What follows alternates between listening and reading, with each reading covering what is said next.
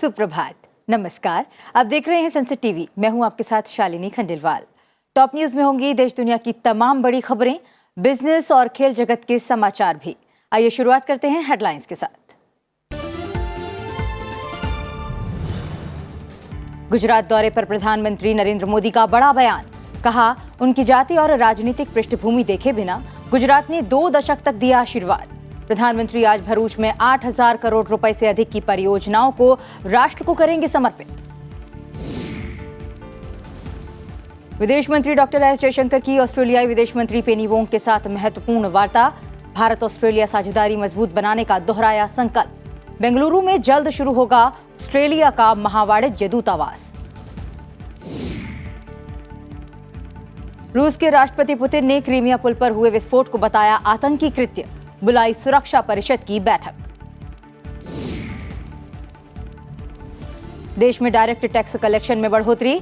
1 अप्रैल से 8 अक्टूबर तक direct tax collection 8.98 lakh crore रुपए रहा। टैक्स कलेक्शन पिछले साल की समान अवधि से 23.8% ज्यादा। और दूसरे वनडे में भारत ने दक्षिण अफ्रीका को 7 विकेट से दी मात। 113 रन बनाने वाले श्रेयस अय्यर बने मैन ऑफ द मैच।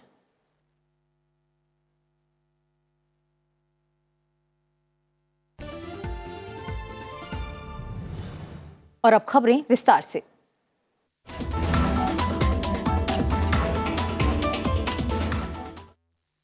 विदेश मंत्री डॉक्टर एस जयशंकर सोमवार को तिरंगा स्वागत के लिए कैनबरा पहुंचे। एस जयशंकर अपनी समकक्ष पेनी वोंग के साथ 13वीं विदेश मंत्रियों की रूपरेखा वार्ता में शामिल हुए। पेनी वोंग ने कहा कि ऑस्ट्रेलिया और भारत हिंद प्रशांत क्षेत्र को साझा करते हैं और हम एक महत्वाकांक्षा साझा करते हैं कि हमारा क्षेत्र स्थिर और समृद्ध बना रहे और इस क्षेत्र के देश अपनी पसंद बना सकें। पेनी ने स्पष्ट किया कि हमें ऑस्ट्रेलिया भारत संबंधों को गहरा करना जारी रखना होगा। ऑस्ट्रेलियाई विदेश मंत्री ने स्पष्ट किया कि हम अगले साल किसी समय बेंगलुरु में ऑस्ट्रेलिया के महावाणिज्य दूतावास खोलने की उम्मीद कर रहे हैं। We are Quad partners. We partner in many other ways, and most fundamentally, we share a region, the Indo-Pacific region. And between our countries, we span a great breadth of the Indo-Pacific with our own areas of deep connection and expertise. We've got a shared interest, and we share an ambition. विदेश मंत्री doctor S Jaishankar ने Bharat Australia की साझेदारी को महत्वपूर्ण बताया। उन्होंने कहा कि बैठक में हमने अर्थव्यवस्था, व्यापार, शिक्षा, रक्षा और सुरक्षा, स्वस्थ ऊर्जा जैसे कई मुद्दों पर बात की है। साथ ही दोहरे कराधान से बचाव के समझौते में संशोधन के लिए उठाए जा रहे कदमों पर चर्चा की, जो दोनों देशों के कारोबार को बढ़ाने के लिए एक चुनौती थी। Today's meeting was what we call the Foreign Ministers Framework Dialogue. It's, I think, the 13th of that series. We spoke about a whole lot of issues: trade and economy, education, defense and security, clean energy. प्रधानमंत्री नरेंद्र मोदी इन दिनों गुजरात की यात्रा पर हैं। उन्होंने रविवार को मेहसाना के मोढेरा में कई परियोजनाओं का उद्घाटन और शिलान्यास किया। इस मौके पर उन्होंने मेहसाना के मोढेरा गांव को देश को पहले सोलर विलेज के तौर पर समर्पित किया। गुजरात दौरे के दौरान प्रधानमंत्री का आज भी व्यस्त कार्यक्रम है। प्रधानमंत्री आज भरूच जिले के आमोद में होंगे, जहां वो 8,000 करोड़ रुपए से अधिक की विभिन्न परियोजनाओं को राष्ट्र को समर्पित करेंगे। इसके साथ ही प्रधानमंत्री अहमदाबाद में जरूरतमंद छात्रों के लिए शैक्षिक परिसर मोदी शैक्षणिक संकुल का उद्घाटन भी करेंगे। वहीं शाम को वे जामनगर में 1,460 करोड़ रुपए की परियोजनाओं का उद्घाटन और शिलान्यास करेंगे। इसके अलावा प्रधानमंत्री मंगलवार को राजकोट जिले के जामकंदोरणा में एक जनसभा को भी संबोधित करेंगे। वहीं अहमदाबाद के सिविल अस्पताल में 1,300 करोड़ रुपए की परियोजनाओं का उद्घाटन और शिलान्यास भी करेंगे। इसके बाद प्रधानमंत्री गुजरात से ही मध्य प्रदेश के लिए रवाना हो जाएंगे और वो उज्जैन के श्री महाकालेश्वर मंदिर के नए कॉरिडोर का उद्घाटन करेंगे। रविवार को 3 दिवसीय गुजरात दौरे पर पहुंचे प्रधानमंत्री नरेंद्र मोदी ने कहा कि गुजरात की जनता उनकी जाति और राजनीतिक पृष्ठभूमि को देखे बिना उन्हें पिछले 2 दशक से आशीर्वाद देती आ रही है और उन पर भरोसा जताया है। उन्होंने कहा कि राज्य के लोगों के आशीर्वाद ने उन्हें उनके काम करने की प्रेरणा और शक्ति दी और ये लगातार आगे बढ़ रहा है। इस दौरान प्रधानमंत्री ने मेहसाणा जिले में स्थित मोढेरा को 7 दिन 24 घंटे सौर ऊर्जा आपूर्ति वाला गांव घोषित किया। साथ ही राज्य में पानी की समस्या को समाप्त करने के प्रयासों का जिक्र करते हुए उन्होंने कहा कि पानी की कमी के कारण क्षेत्र में पिछली पीढ़ी अपनी क्षमता का पूरा उपयोग करने में विफल रही, लेकिन वर्तमान पीढ़ी के सामने ऐसी समस्या नहीं है, इसलिए उसके पास विकास के पर्याप्त अवसर हैं। प्रधानमंत्री ने कहा कि उद्योग और पर्यटन से क्षेत्र का विकास होगा। उन्होंने कहा कि स्टैच्यू ऑफ लिबर्टी की तुलना में आज अधिक संख्या में लोग सरदार पटेल को श्रद्धांजलि देने के लिए स्टैच्यू ऑफ यूनिटी जाते हैं। आज हम सभी के लिए पूरे महसाना, पूरे गुजरात के लिए गौरव का पल लेकर के आया है। पहले दुनिया मोढेरा को सूर्य मंदिर की वजह से जानती थी, लेकिन अब मोढेरा के सूर्य मंदिर से प्रेरणा लेकर के मोढेरा सूर्यग्राम भी बन सकता है। ये दोनों एक साथ दुनिया में पहचाने जाएंगे और मोढेरा पर्यावरणवादियों के लिए दुनिया के मैप पर अपनी जगह बना लेगा। दोस्तों, प्रधानमंत्री मोढेरा के सूर्य मंदिर भी गए। उन्होंने मंदिर के दर्शन करने का आग्रह करते हुए कहा कि ये मंदिर आपके दिमाग पर स्थायी प्रभाव छोड़ेगा। प्रधानमंत्री नरेंद्र मोदी ने साथ ही मुढ़ेश्वरी माता मंदिर के दर्शन भी किए। देश की प्रगति को और अधिक गति प्रदान करने के लिए तकनीकी शिक्षण संस्थानों में छात्राओं की संख्या अधिक होनी चाहिए। राष्ट्रपति द्रौपदी मुर्मू ने रविवार को चंडीगढ़ में पंजाब इंजीनियरिंग कॉलेज के शताब्दी और दीक्षांत समारोह में ये बात कही। राष्ट्रपति ने कहा कि पंजाब इंजीनियरिंग कॉलेज ने देश को टेक्नोलॉजी, इंडस्ट्री, सिविल सर्विसेज, शिक्षा और अनुसंधान के क्षेत्र में विश्व स्तर की प्रतिभाएं प्रस्तुत की हैं। उन्होंने विद्यार्थियों से मातृभूमि के प्रति अपने कर्तव्य को हमेशा याद रखने की अपील की।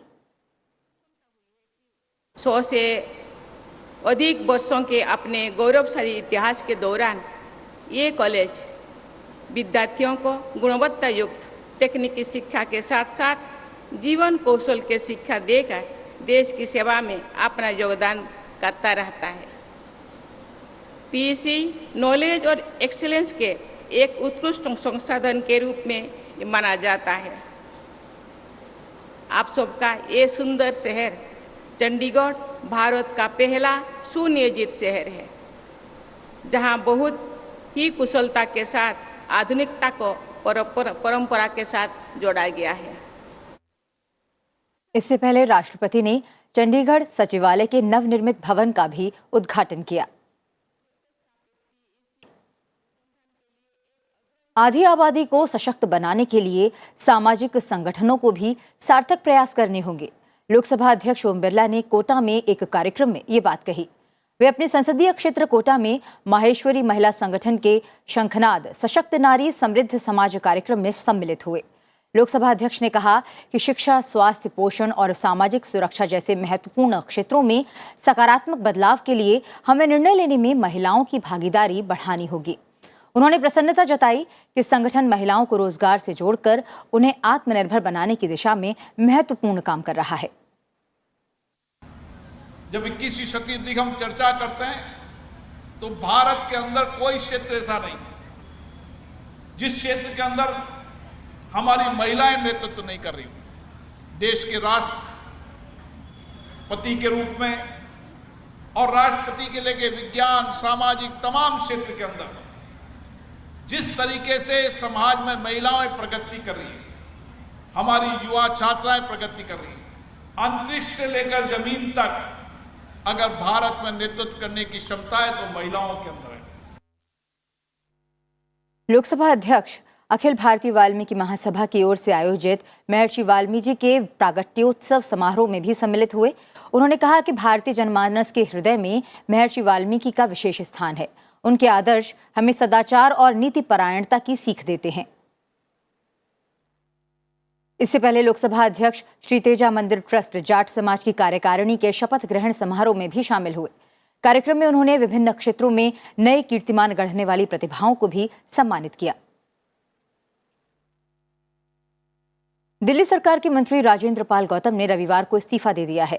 अनुसूचित जाति और जनजाति कल्याण मंत्री रहे राजेंद्र पाल गौतम के बीते दिनों बौद्ध धर्म के एक कार्यक्रम में शामिल होने के दौरान हिंदू धर्म और देवी देवताओं के विरुद्ध शपथ दिलवाने को लेकर विवाद हो गया था। राजेंद्र पाल गौतम जिस कार्यक्रम में शामिल हुए थे, उसका आयोजन बुधवार 5 अक्टूबर को दिल्ली के डॉक्टर अंबेडकर भवन में किया गया था। कार्यक्रम में शिरकत करने वाले करीब 10,000 लोगों के साथ मंत्री राजेंद्र पाल गौतम ने वहां बौद्ध धर्म ग्रहण करते हुए हिंदू देवी देवताओं को भगवान नहीं मानने का संकल्प लिया था। इसके बाद भारतीय जनता पार्टी सहित अन्य कई संगठनों ने राजेंद्र पाल गौतम के त्याग पत्र देने की मांग की थी। पार्टी ने गौतम पर हिंदुओं और बौद्धों के बीच नफरत फैलाने और धार्मिक मतभेद भड़काने की कोशिश करने का आरोप लगाया था। इस घटना के बाद दिल्ली के मुख्यमंत्री अरविंद केजरीवाल के भी राजेंद्र पाल गौतम से नाराज होने की खबर है।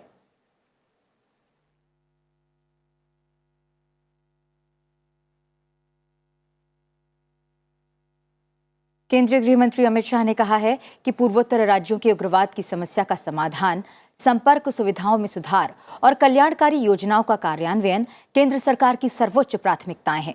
गृह मंत्री अमित शाह ने गुवाहाटी में पूर्वोत्तर परिषद के 70वें पूर्ण सत्र को संबोधित करते हुए ये बात कही। उन्होंने पूर्वोत्तर राज्यों के सभी मुख्यमंत्रियों को बाढ़ की समस्या से निपटने और पर्यटन और वन क्षेत्र को बढ़ावा देने के लिए पूर्वोत्तर अंतरिक्ष अनुप्रयोग केंद्र की मदद लेने को कहा। क्षेत्रीय भाषा के महत्व के बारे में गृह मंत्री ने कहा कि सभी क्षेत्रीय भाषाएं समान रूप से महत्वपूर्ण हैं। देश का विकास तभी संभव है जब सभी भाषाओं को बराबर सम्मान दिया जाए। नई शिक्षा नीति के अनुसार बच्चों को प्राथमिक शिक्षा अनिवार्य रूप से उनकी मातृभाषा में ही दी जानी चाहिए। उन्होंने कहा कि भारत की अर्थव्यवस्था को दुनिया में दूसरे स्थान पर ले जाने के लिए पूर्वोत्तर राज्यों का वित्तीय अनुशासन जरूरी है।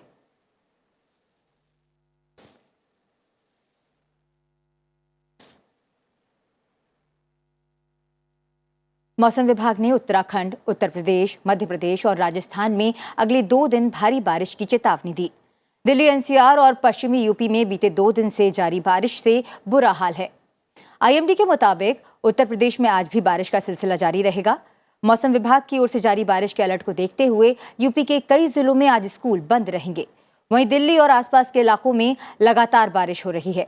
साल 2007 के बाद दिल्ली में अब तक की सबसे अधिक बारिश दर्ज की गई है। बारिश के कारण दिल्ली के तापमान में 10 डिग्री सेल्सियस से अधिक की गिरावट आई है। मौसम विभाग ने मुंबई, ठाणे और इसके आसपास वाले इलाकों में अगले 2 दिनों के लिए येलो अलर्ट जारी कर दिया है। वहीं 2.5 महीने से अधिक समय से लगातार मानसूनी बारिश ने हिमाचल प्रदेश में टमाटर, शिमला मिर्च, मटर, बीन्स, ककड़ी और गोभी की फसलों को बुरी तरह से प्रभावित किया है। उत्पादन में कुल मिलाकर 50% तक की गिरावट आई है। फिलहाल रुक रहे हैं एक छोटे से ब्रेक के लिए। ब्रेक के बाद अंतर्राष्ट्रीय जगत की बड़ी खबरें और खेल समाचार। आप बने रहिए हमारे साथ।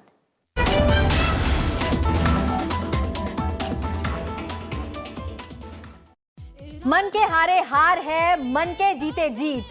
तो जिंदगी में रहिए खुशनुमा और बनाइए अपना आसमान। सनसेट टीवी पर देखना ना भूलिए, सोमवार शाम 6 बजे।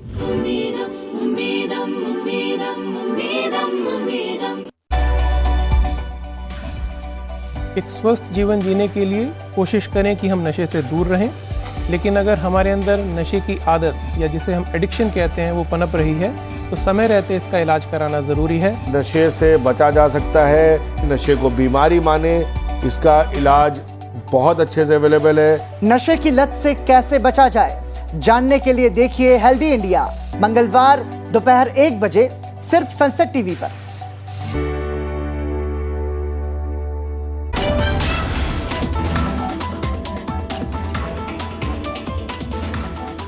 आप देख रहे हैं टॉप न्यूज। अब कुछ बड़ी खबरों पर डाल लेते हैं नजर।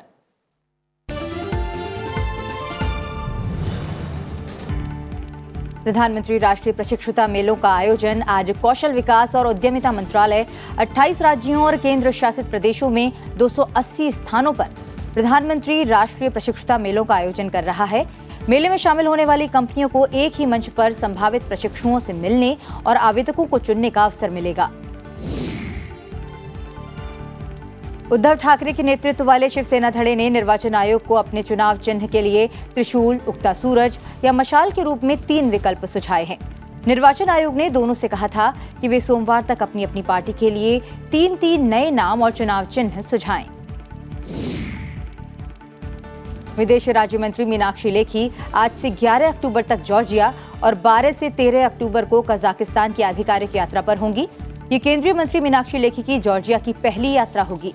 विदेश राज्य मंत्री कजाकिस्तान के अस्ताना में आयोजित होने वाली CICA की 6ठी शिखर बैठक में भारतीय प्रतिनिधिमंडल का नेतृत्व भी करेंगी। भाजपा अध्यक्ष JP नड्डा आज हिमाचल दौरे पर हैं, जहां वे पंच परमेश्वर सम्मेलन की अध्यक्षता करेंगे। वो पंचायती राज संस्थाओं, प्रखंड विकास समिति और नगर निकायों के निर्वाचित प्रतिनिधियों को संबोधित भी करेंगे। कार्मिक, लोक शिकायत और पेंशन राज्य मंत्री डॉक्टर जितेंद्र सिंह ने कहा कि कश्मीर घाटी में तैनात केंद्र सरकार के कर्मचारियों को विशेष प्रोत्साहन और रियायतें जारी रहेंगी। उन्होंने कहा कि कार्मिक और प्रशिक्षण विभाग ने पहले ही 3 वर्ष के लिए लाभों के विस्तार के आदेश जारी कर दिए हैं। भारतीय जनता पार्टी ने बिहार में मोकामा और गोपालगंज विधानसभा सीटों के उपचुनाव के लिए प्रत्याशियों की घोषणा कर दी है। पार्टी ने गोपालगंज से कुसुम देवी और मोकामा से सोनम देवी को टिकट दिया है।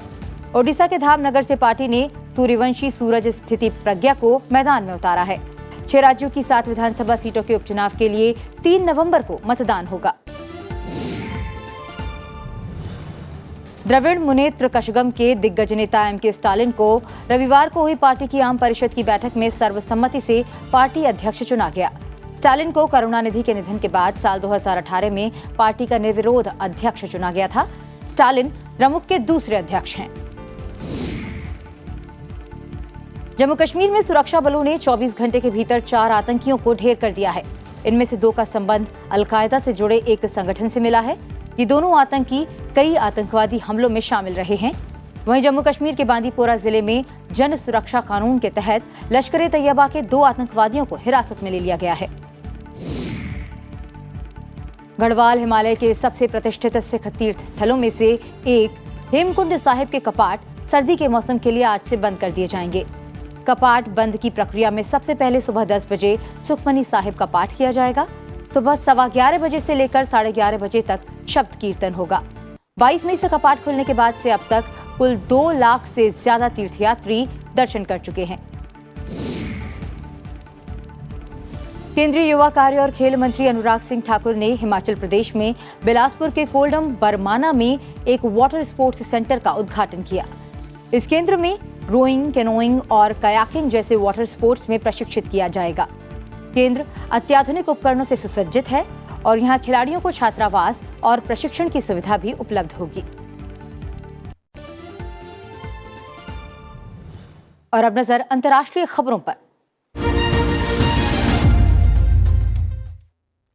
दक्षिण अमेरिकी देश वेनेजुएला में भारी बारिश ने तबाही मचा दी है। यहाँ लगातार कई दिनों से भारी बारिश हो रही है।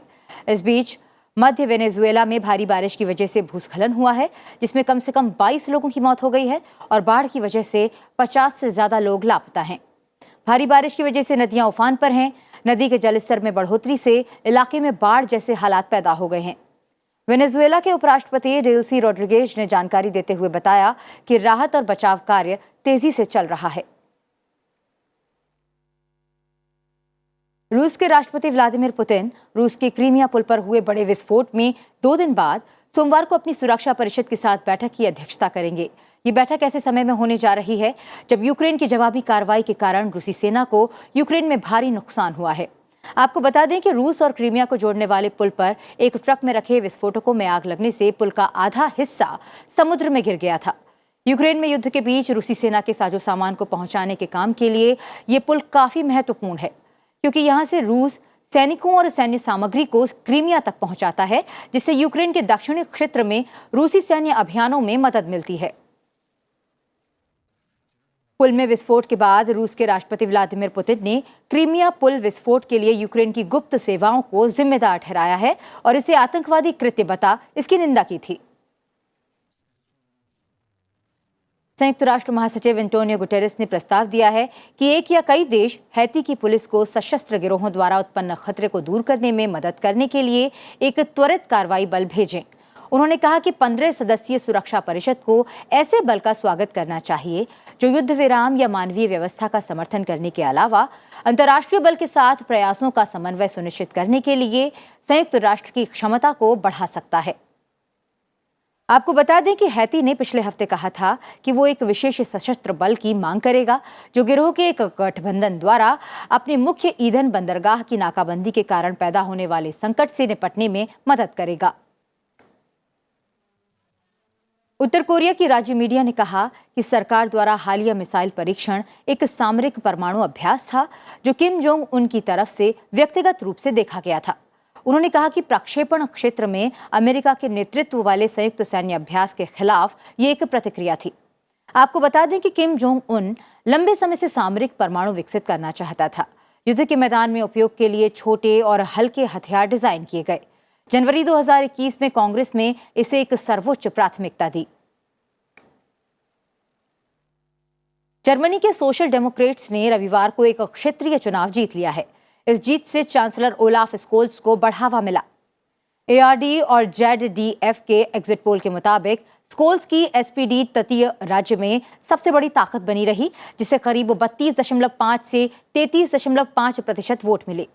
वहीं पूर्व चांसलर एंजेला मर्केल की रूढ़िवादी सीडीयू पार्टी 27.5% के साथ दूसरे स्थान पर रही। आपको बता दें कि चुनाव को स्कोल्स और उनकी सरकार के लिए यूक्रेन में रूस के युद्ध के कारण ऊर्जा संकट से निपटने के लिए एक महत्वपूर्ण परीक्षा के रूप में देखा गया था।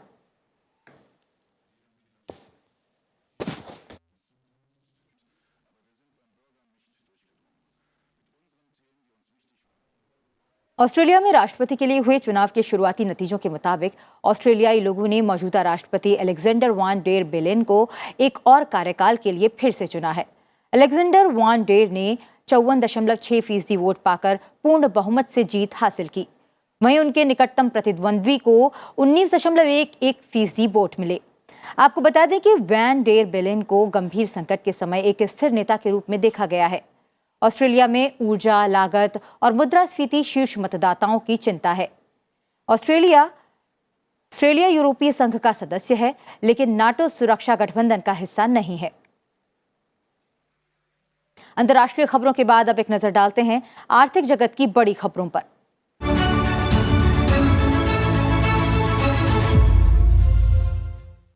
देश में इस साल अब तक का डायरेक्ट टैक्स कलेक्शन अच्छा रहा है। 1 अप्रैल से 8 अक्टूबर तक direct tax collection 8.98 lakh crore रुपए रहा, जो इससे पिछले साल की समान अवधि के कलेक्शन से 23.8% ज्यादा है। टैक्स डिपार्टमेंट के मुताबिक वित्त वर्ष 2022-23 में 1 अप्रैल से 8 अक्टूबर के दौरान कॉर्पोरेट आय के टैक्स कलेक्शन में 16.74% की बढ़ोतरी हुई, जबकि पर्सनल इनकम टैक्स कलेक्शन में 32.30% की वृद्धि हुई है। इस अवधि के दौरान 1.53 लाख करोड़ रुपए का रिफंड जारी किया गया है, जो पिछले वर्ष की इसी अवधि के दौरान जारी किए गए रिफंड से 81% ज्यादा है।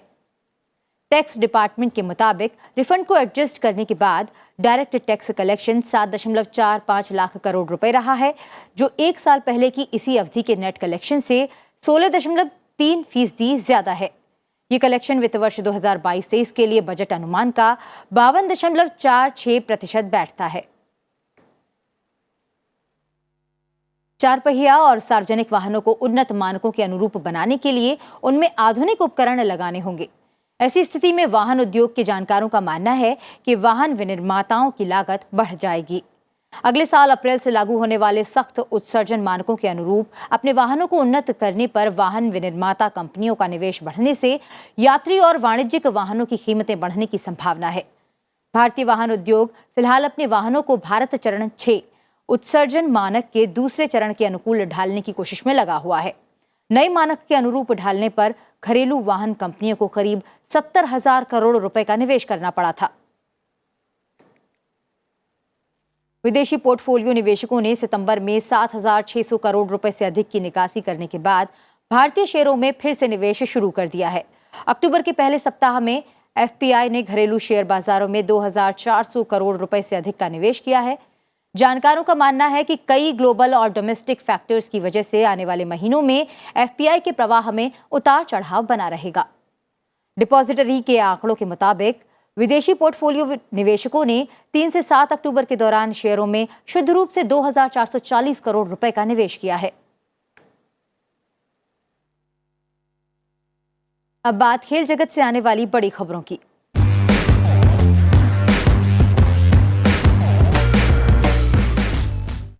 बांग्लादेश में चल रहे महिलाओं के एशिया कप टूर्नामेंट में आज भारत का मुकाबला थाईलैंड के साथ होगा। एशिया कप के सेमीफाइनल में भारतीय महिला टीम की जगह करीब करीब पक्की हो चुकी है। भारतीय टीम 8 पॉइंट्स के साथ टेबल पर टॉप पर है।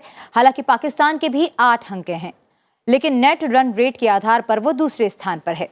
थाईलैंड के खिलाफ मुकाबले में भारतीय महिला टीम अपनी बेंच स्ट्रेंथ को आजमाना चाहेगी। भारत और थाईलैंड महिला टीम के बीच ये मुकाबला दोपहर 1 बजे से शुरू होगा। भारत और दक्षिण अफ्रीका के बीच वनडे सीरीज का दूसरा मैच टीम इंडिया ने 7 विकेट से जीत लिया है। इस जीत के साथ ही भारत ने सीरीज में 1-1 की बराबरी कर ली है। दक्षिण अफ्रीका ने पहले बल्लेबाजी करते हुए 7 विकेट पर 278 रन बनाए हैं।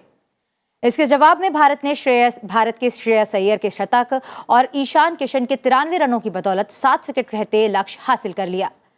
मोहम्मद सिराज ने 3 विकेट लेकर शानदार गेंदबाजी का प्रदर्शन किया। दक्षिण अफ्रीका के लिए एडेन मार्करम और रीजा हेड्रिक्स ने अर्धशतक लगाए। अब भारत और दक्षिण अफ्रीका के बीच तीसरा और निर्णायक मुकाबला मंगलवार 11 अक्टूबर को दिल्ली के अरुण जेटली स्टेडियम में खेला जाएगा। टॉप न्यूज में फिलहाल इतना ही। आपको छोड़ जाते हैं आज के दिन यानी कि 10 अक्टूबर के इतिहास के साथ। आप देखते रहिए संसद टीवी। मुझे दीजिए इजाजत। नमस्कार। 10 अक्टूबर साल 1992 से विश्व मानसिक स्वास्थ्य दिवस मनाने की शुरुआत हुई। इस दिन को मनाने का उद्देश्य मानसिक स्वास्थ्य शिक्षा के प्रति जागरूकता फैलाना है। इसे पहली बार विश्व मानसिक स्वास्थ्य संघ की पहल पर मनाया गया, जो एक वैश्विक मानसिक स्वास्थ्य संगठन है। इसके सदस्य 150 से अधिक देशों में हैं। इस दिन दुनिया भर में हजारों लोग मानसिक बीमारी और लोगों के जीवन पर इसके प्रमुख प्रभावों पर ध्यान देने के लिए इस वार्षिक जागरूकता कार्यक्रम को मनाते हैं। इस साल विश्व मानसिक स्वास्थ्य दिवस की थीम है सभी के लिए मानसिक स्वास्थ्य और भलाई सुनिश्चित करना वैश्विक प्राथमिकता। 10 अक्टूबर साल 1970 को फिजी देश ब्रिटेन से स्वतंत्र हुआ। यह देश दक्षिण प्रशांत महासागर के मेलानेशिया में एक द्वीप देश है। इसकी राजधानी सुआ है। 17वीं और 18वीं शताब्दी के दौरान डच और अंग्रेजी खोजकर्ताओं ने फिजी की खोज की थी। 1970 तक यह देश एक अंग्रेजी उपनिवेश था। प्रचुर मात्रा में वन, खनिज और जलीय स्रोतों के कारण फिजी प्रशांत महासागर के द्वीपों में सबसे उन्नत राष्ट्र है। फिजी डॉलर इस देश की मुद्रा है। द्वीप समूह के 2 प्रमुख द्वीप वीति लेवु और वनुआ लेवु हैं।